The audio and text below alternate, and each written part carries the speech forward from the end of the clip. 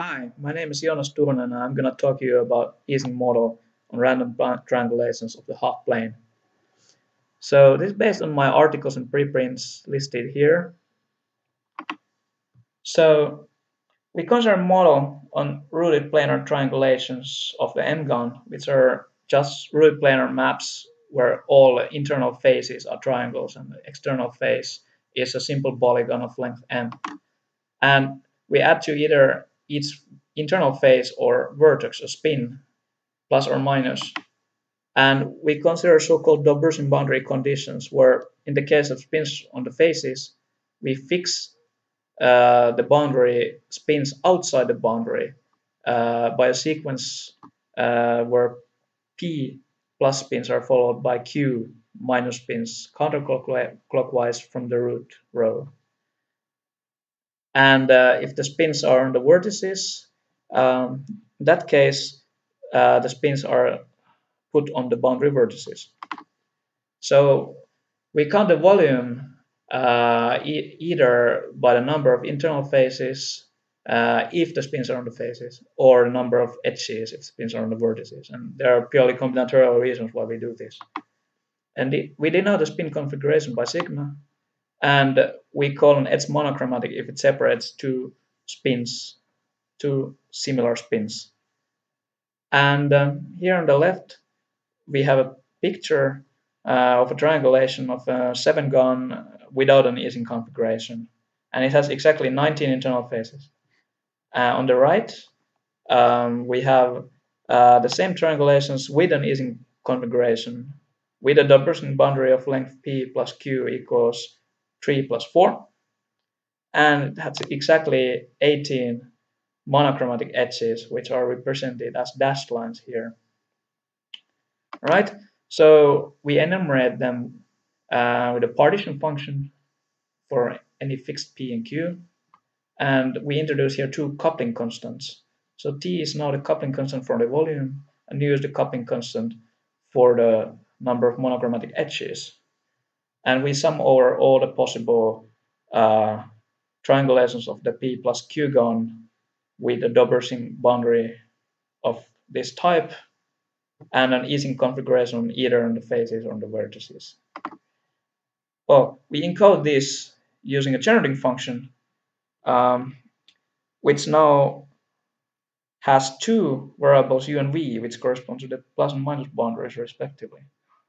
And we're ultimately interested in the asymptotics of this partition function when p and q are large. So the standard way to do this is via so-called analytic combinatorics. So we want to understand the singularity structure of this generating function. And to make it a bit easier and to make it more physically precise, we find a critical line based on the work of Bernadette Busquet-Melot, where a unique critical point is located and at which the phase transition occurs. So to analyze the singularity of this generating function, we are able to find explicit rational parameterizations of it together with my collaborator Lingxiao Chen. So we fixed a positive temperature and we find an explicit rational function for the generating function and all the variables of it. And using this explicit expression, we are able to extract the asymptotics of the generating function as follows.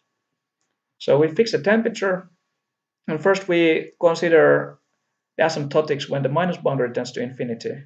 So it has this kind of common form where this constant AP, depending on the plus boundary length, has similar form of asymptotics when the plus boundary tends to infinity. Moreover, we can take these asymptotics when the plus and minus boundaries tend to infinity simultaneously, while the ratio of them, the length of those boundaries, is on some compact interval, avoiding 0 and infinity. And what should be noted here is that those perimeter exponents depend only on the temperature regime, and outside the critical temperature, they are somewhat familiar from the pure gravity. Whereas in the critical temperature, we find a different parameter exponents, which are predicted by some physics literature. And moreover, this constant B nu we can compute explicitly, which allows us to study this model probabilistically. And here's the same example as before. And we define a Boltzmann distribution in such Ising-triangulations of a fixed PQ gun by the law, where we couple the triangulations with the Ising model, and this partition function is just a normalizing constant of this probability distribution. Here's an example. So in the previous case, we had 19 internal phases and 18 monochromatic edges. And here's the explicit probability of such a triangulation, sampled from the Boltzmann distribution. All right, so next we are interested in the limits of this distribution when the parameter tends to infinity. And natural notion is so-called local limit. So we define a so-called local distance on Ising triangulations, and we are able to show that this Boltzmann measure converges in distribution with respect to this local distance towards some limits, which are supported on infinite Ising triangulations with a boundary. And first, we take the limit when minus boundary tends to infinity, and after that, the plus boundary tends to infinity. So we find two different local limits depending on the temperature. And in addition, we can bypass this intermediate local limit by letting P and Q tend to infinity simultaneously while they stay on some compact interval around 1. And these local limits are all one-ended, meaning that together with the infinite boundary, they have sort of like a half-plane topology. Except when we are in the low temperature regime, this local limit is two-ended, meaning that it has a finite bottleneck. And here's a glimpse of the geometry and how it changed in the phase transition. So on the upper left, we are in the high temperature regime, and there the behavior is sort of like percolation-like. But on the upper right, we are in the low temperature. So then there is a finite bottleneck, which is due to the energy cost in the high temperature. And we should note here that in here we have two infinite clusters, but on the high temperature we have only finite clusters, almost surely. And if we are on the critical temperature here on the left, we have infinite minus boundary and finite plus boundary. So there's one infinite minus cluster and only finite plus clusters. And then there's one giant plus cluster near the origin. And when we let the plus boundary tend to infinity, we have two infinite clusters separated by a family of interfaces. And those interfaces tend to infinity. And this is in the case when spins are in the phases. So there's really a family of interfaces, not a single simple interface. But if we consider spins on vertices instead, there's only one simple interface, infinite interface. And we are interested in the scaling limit of this infinite interface. And here's a result. So if we are on the critical temperature and we denote by eta pq and eta p, those interfaces between those two marked boundary vertices, as here in these two pictures, when we have spins on vertices. Then first, when we take the diagonal limit and we have the scale, we renormalize it by p. We find a explicit distribution in the limit, and this works for a certain explicit constant. And